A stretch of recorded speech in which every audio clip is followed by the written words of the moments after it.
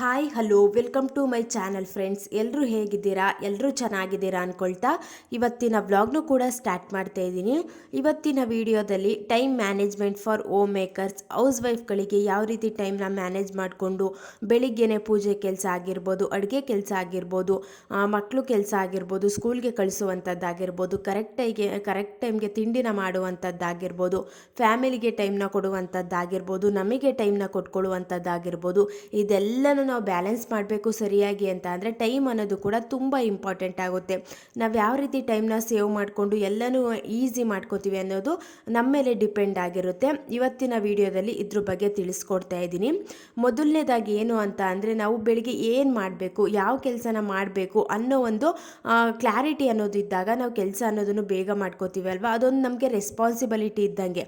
ಇವಾಗ ಬೆಳಿಗ್ಗೆ ನನಗೆ ಹಬ್ಬ ಇದೆ, ಫಂಕ್ಷನ್ ಇದೆ ಅಂತ ಅಂದಾಗ ನಾವು ನಮಗೆ ಗೊತ್ತಿಲ್ಲದೇ ಕರೆಕ್ಟ್ ಟೈಮ್ಗೆ ಬೆಳಿಗ್ಗೆ ಬೇಗ ಎದ್ದು ಕೆಲಸಗಳನ್ನ ಕೂಡ ಸ್ಟಾರ್ಟ್ ಮಾಡ್ಕೋತೀವಿ. ಅದೊಂದು ರೆಸ್ಪಾನ್ಸಿಬಿಲಿಟಿ.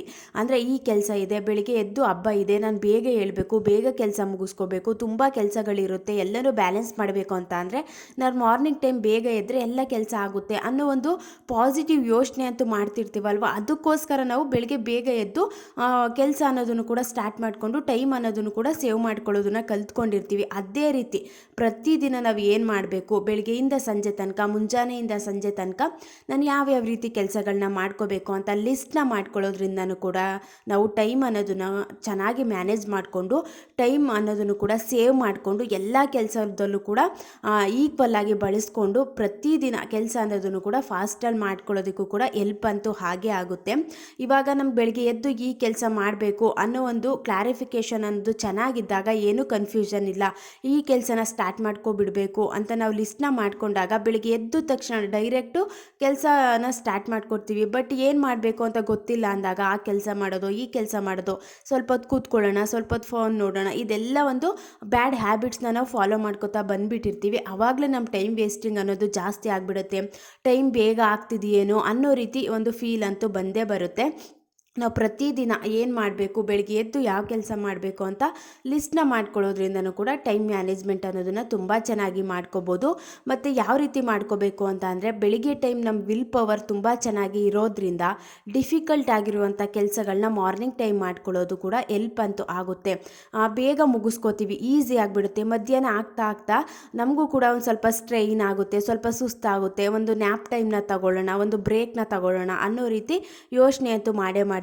ಬೆಳಿಗ್ಗೆ ಎದ್ದು ಕಷ್ಟವಾಗಿರುವ ಕೆಲಸನ ಮುಗಿಸ್ಕೊಂಡ್ರೆ ಮಧ್ಯಾಹ್ನ ಆಗ್ತಾ ಈಸಿಯಾಗಿರುವ ಕೆಲಸ ಮುಗಿಸ್ಕೋಬೋದು. ಎಲ್ಲನೂ ಕೂಡ ಬ್ಯಾಲೆನ್ಸ್ ಮಾಡಿಕೊಂಡು ಇಡೀ ದಿನನ ನಾವು ಒಂದು ಟೈಮ್ ಸೇವ್ ಅನ್ನೋದನ್ನು ತುಂಬ ಚೆನ್ನಾಗಿ ಮಾಡ್ಕೋಬೋದು.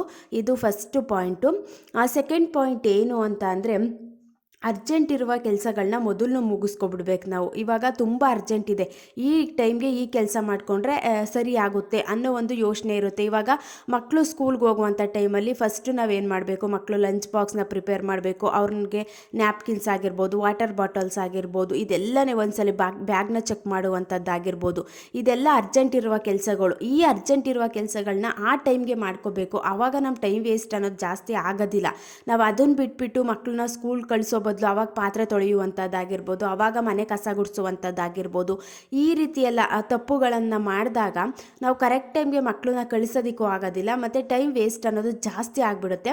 ಅರ್ಜೆಂಟ್ ಇರುವ ಕೆಲಸಗಳನ್ನ ಫಸ್ಟು ನಾವು ಪ್ರಿಫರೆನ್ಸ್ ಕೊಡಬೇಕು. ನೆಕ್ಸ್ಟು ನಾವು ಅರ್ಜೆಂಟ್ ಎಲ್ಲ ಕೆಲಸ ಮುಗೀತು ಅಂತ ಅಂದ ತಕ್ಷಣ ಅರ್ಜೆಂಟ್ ಏನೂ ಇಲ್ಲ ಬಟ್ ಇಂಪಾರ್ಟೆಂಟ್ ಇದೆ ಆಮೇಲೆ ಮಾಡಿಕೊಂಡ್ರು ಓಕೆ ಅನ್ನೋವಂಥ ಕೆಲಸಗಳನ್ನ ಸ್ವಲ್ಪ ನಿಧಾನದಲ್ಲಿ ಮಾಡ್ಕೊಳ್ಳುವಂಥದ್ದು ಕೂಡ ತುಂಬ ಒಳ್ಳೆಯದು. ನಮಗೆ ಹೆಲ್ಪ್ ಆಗುತ್ತೆ. ನಾವು ಯಾವ ರೀತಿ ಸ್ಮಾರ್ಟಾಗಿ ಪ್ಲ್ಯಾನ್ ಮಾಡಿಕೊಂಡು ಒಂದು ಈಸಿ ಮಾಡ್ಕೋತೀವಿ ಅನ್ನೋದು ನಮ್ಮ ಮೇಲೆ ಡಿಪೆಂಡ್ ಆಗಿರುತ್ತೆ.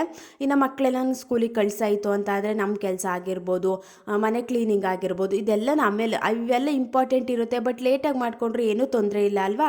ಎಲ್ಲ ಕರೆಕ್ಟ್ ಟೈಮ್ಗೆ ಮ್ಯಾನೇಜ್ ಅನ್ನೋದನ್ನು ಮಾಡ್ಕೋಬೋದು. ಇಂಥ ಕೆಲಸಗಳನ್ನ ಲೇಟಾಗಿ ಮಾಡ್ಕೊಳ್ಳೋದ್ರಿಂದನೂ ಕೂಡ ಎಲ್ಲೂ ಟೈಮ್ ವೇಸ್ಟ್ ಆಗೋದಿಲ್ಲ. ಚೆನ್ನಾಗಿ ಟೈಮ್ನ ಬ್ಯಾಲೆನ್ಸ್ ಮಾಡಿಕೊಂಡು ಮುಂದೆ ಹೋಗ್ಬೋದು. ನೆಕ್ಸ್ಟ್ ಪಾಯಿಂಟ್ ಏನು ಅಂತ ಅಂದರೆ ನಾವು ಎಷ್ಟು ಟೈಮ್ಗೆ ಈ ಕೆಲಸನ ಮುಗಿಸ್ಕೋತೀವಿ, ಇಷ್ಟು ಟೈಮ್ ಒಳಗಡೆ ನಾನು ನಾನು ಈ ಕೆಲಸನ ಕರೆಕ್ಟಾಗಿ ಮುಗಿಸ್ತೀನಿ ಅಂತ ಟೈಮ್ನ ಸೆಟ್ ಮಾಡ್ಕೊಂಡು ಮುಗಿಸ್ಕೊಳ್ಳೋದ್ರಿಂದನೂ ಕೂಡ ಎಲ್ಲೂ ಟೈಮ್ ಅನ್ನೋದು ವೇಸ್ಟ್ ಆಗೋದಿಲ್ಲ. ಅನ್ನೆಸೆಸರಿ ಯಾವುದನ್ನು ಕೂಡ ವೇಸ್ಟ್ ಮಾಡುವಂಥ ಅವಶ್ಯಕತೆ ಇರೋದಿಲ್ಲ. ಇವಾಗ ನಾನು ತಿಂಡಿ ಕೆಲಸನ ಒಂದು 9 ಒಳಗಡೆ ಮುಗಿಸ್ಕೋತೀನಿ ಅಂತ ಟೈಮ್ನ ಸೆಟ್ ಮಾಡ್ಕೊಳ್ಳೋದ್ರಿಂದ ಅಷ್ಟರೊಳಗಡೆ ಮುಗಿಸ್ಕೋತೀವಿ. ಅಂದರೆ ಅದೊಂದು ನಮಗೆ ರೆಸ್ಪಾನ್ಸಿಬಿಲಿಟಿ ಇದ್ದಂಗೆ, ಜಾಸ್ತಿ ಒಂದು ಪ್ರೆಷರ್ ಇದ್ದಂಗೆ. ಒಂದು 9 ಒಳಗಡೆ ಮುಗಿಸ್ಕೋತೀನಿ ಅಂತ ಲಿಸ್ಟ್ ಮಾಡ್ಕೊಬಿಟ್ಟಿದ್ದೀನಿ, ಅಷ್ಟು ಟೈಮ್ ಒಳಗಡೆ ಮುಗಿಸ್ಕೋಬೇಕು ಅಂತ ನಾವು ಎಲ್ಲೂ ಕೂಡ ನಮ್ಮ ಮೈಂಡ್ನ ಡೈವರ್ಟ್ ಮಾಡ್ಕೊಳ್ದಾನೆ ಆ ಕೆಲಸದ ಮೇಲೆ ಫೋಕಸ್ ಅನ್ನೋದನ್ನು ಜಾಸ್ತಿ ಮಾಡಿಕೊಂಡು, ಕಾನ್ಸಂಟ್ರೇಷನ್ ಅನ್ನೋದನ್ನು ಜಾಸ್ತಿ ಮಾಡಿಕೊಂಡು ಆ ಕೆಲಸನ ಮುಗಿಸೋದು ಯಾವ ರೀತಿ ಮುಗಿಸ್ಬೇಕು, ಬೇಗ ಬೇಗ ಮುಗಿಸ್ಕೊಳ್ಳೋಣ ಅನ್ನೋ ರೀತಿ ಯೋಚನೆಯಲ್ಲೇ ಇರ್ತೀವಿ. ಆ ಕೆಲಸನೂ ಕೂಡ ಮುಗಿಸ್ಕೊಂಡಿರ್ತೀವಿ. ಬಟ್ ಟೈಮ್ ಎಲ್ಲೂ ಸೆಟ್ ಮಾಡ್ಕೊಳ್ದಾನೆ ಕೆಲಸ ಮಾಡ್ಕೊಂಡಾಗ ಅಯ್ಯೋ ಬಿಡು ನೆಗ್ಲೆಕ್ಟ್ ಮಾಡಿಕೊಂಡು ಒಂಥರ ನೆಗ್ಲಿಜೆನ್ಸಿ, ಸೀರಿಯಸ್ನೆಸ್ ಇರೋದಿಲ್ಲ. ಇನ್ನೂ ಟೈಮ್ ಆದರೂ ಪರವಾಗಿಲ್ಲ ಲೇಟಾಗೆ ಮಾಡ್ಕೊಳ್ಳೋಣ ಅಂತ ನಾವು ನೆಗ್ಲೆಕ್ಟ್ ಮಾಡ್ತಾ ಮಾಡ್ತಾ ಟೈಮ್ ವೇಸ್ಟ್ ಅನ್ನೋದನ್ನು ಜಾಸ್ತಿ ಮಾಡ್ತೀವಿ. ಚಿಕ್ಕ ವಿಚಾರದಲ್ಲೂ ಕೂಡ ಸ್ವಲ್ಪ ಸೀರಿಯಸ್ ಆಗಿ ಯೋಚನೆ ಮಾಡೋದು ತುಂಬ ಒಳ್ಳೆಯದು. ಒಂದ್ಸಲ ಟೈಮ್ ವೇಸ್ಟ್ ಆಗಿಬಿಡ್ತು ಅಂತ ಅಂದರೆ ಮತ್ತೆ ಸಿಗೋದಿಲ್ಲ ಅಲ್ವಾ.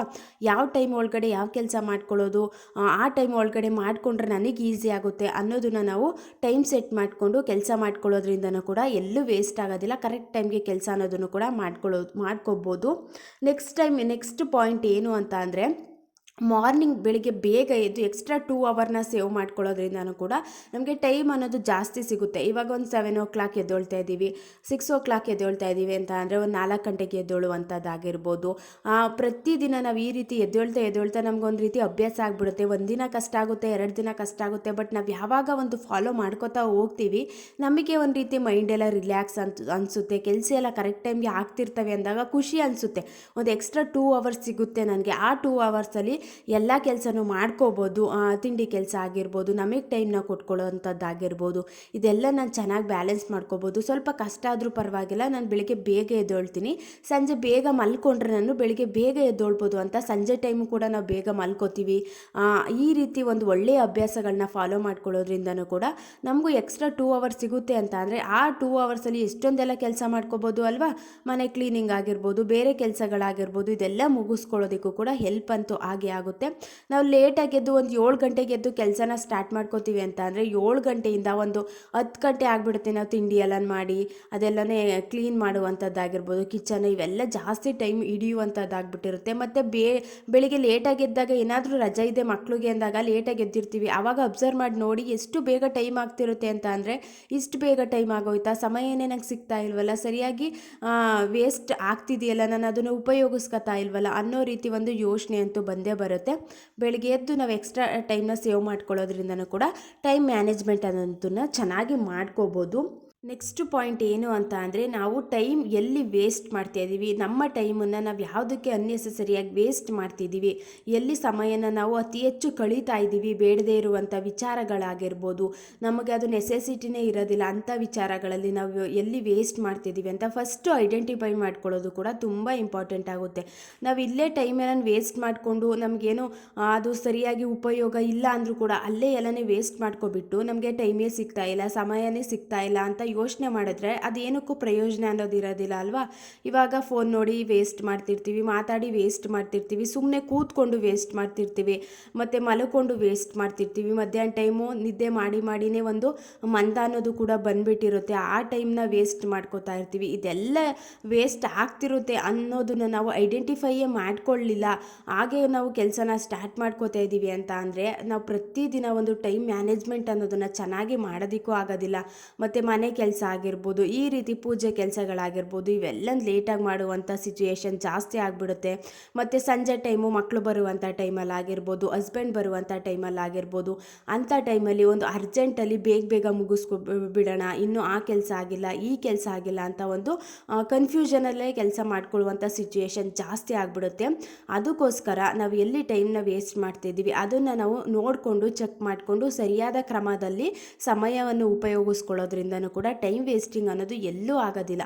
ಇಷ್ಟೆಲ್ಲ ನಾವು ಟಿಪ್ಸ್ನ ಫಾಲೋ ಮಾಡ್ಕೋತಾ ಬಂದಂಗೆ ಟೈಮ್ ಮ್ಯಾನೇಜ್ಮೆಂಟ್ ಅನ್ನೋದನ್ನು ಕೂಡ ತುಂಬ ಚೆನ್ನಾಗಿ ಮಾಡ್ಕೋಬೋದು, ಎಲ್ಲ ಕೆಲಸ ಮಾಡ್ಕೋಬೋದು. ನಾವು ಫ್ರೀ ಸಿಗುವಂಥ ಟೈಮಲ್ಲಿ ನಾವು ಏನೋ ಒಂದು ನಮ್ಮ ಹಾಬೀಸ್ ಅಂತ ಇದ್ದರೆ ಸ್ಟಿಚಿಂಗ್ ಆಗಿರ್ಬೋದು, ಹೆಣ್ಮಕ್ಳಾದರೆ ಒಂದು ಹೌಸ್ ವೈಫ್ ಆಗಿದ್ದರೆ ಒಂದು ಸ್ಟಿಚಿಂಗ್ ಆಗಿರ್ಬೋದು, ಇಲ್ಲಾಂತ ಅಂದರೆ ಕ್ರೋಶ ಆಗಿರ್ಬೋದು, ಎಕ್ಸ್ಟ್ರಾ ಬುಕ್ಸ್ನ ಓದುವಂಥದ್ದಾಗಿರ್ಬೋದು, ನಮ್ಮ ನಾಲೆಡ್ಜ್ನ ನಾವು ಅತಿ ಹೆಚ್ಚು ಇಂಪ್ರೂವ್ ಮಾಡ್ಕೊಳ್ಳೋದ್ರಲ್ಲೂ ಕೂಡ ಸಮಯ ಅನ್ನೋದು ನಾವು ಉಪಯೋಗಿಸ್ಕೊಳ್ಳೋದಕ್ಕೂ ಕೂಡ ಹೆಲ್ಪ್ ಅಂತೂ ಆಗೇ ಆಗುತ್ತೆ. ಆಗುತ್ತೆ.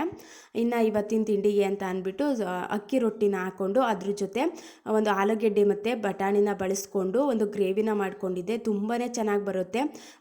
ಈ ಮದುವೆ ಮನೆಗಳಲ್ಲೆಲ್ಲ ತಿಂತೀವಲ್ವ, ಒಂದು ಗ್ರೇವಿ ಥರ ಕುರ್ಮಾ ಥರ, ಆ ರೀತಿ ಟೇಸ್ಟ್ ಅಂತೂ ಸೂಪರಾಗಿರುತ್ತೆ. ಅದನ್ನು ಮಾಡ್ಕೊಂಡಿದ್ದೆ. ಮತ್ತು ಮಕ್ಕಳಿಗೆ ನಮ್ಮ ಮನೇಲಿ ಕಡಲೆಕಾಯಿ ಚಟ್ನಿ ಅಂದರೆ ತುಂಬಾ ಇಷ್ಟ. ಚಟ್ನಿ ಸ್ವಲ್ಪ ತುಪ್ಪ ಹಾಕೊಟ್ಬಿಟ್ರೆ ತಿನ್ಕೊಬಿಡ್ತಾರೆ.